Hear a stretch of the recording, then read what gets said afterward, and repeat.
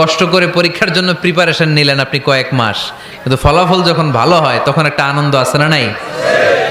সারাদিন রোজা রাখলেন রমজানে, কি কষ্ট, তৃষ্ণায় গলা ফেটে যায়, কিন্তু ইফতারির সময় যখন রুহ আফজা শরবতটা খাই কেমন লাগে?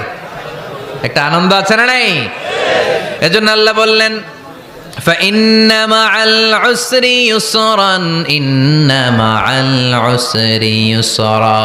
ও নবী, কষ্টের দিন মক্কায় অল্প কিছু দিন, মদিনাতে আনন্দের দিন অপেক্ষা করছে।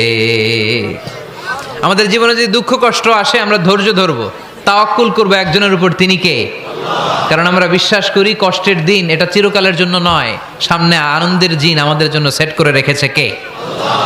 তাহলে আমরা সূরাতুল ইনশিরাহ থেকে 3টা নেয়ামতের বর্ণনা শুনলাম, বিশ্বনবীকে কি সান্ত্বনা দেয়া হলো সেটা শুনলাম। এবার 2টা গাইডলাইন শুনে তাফসীর আমরা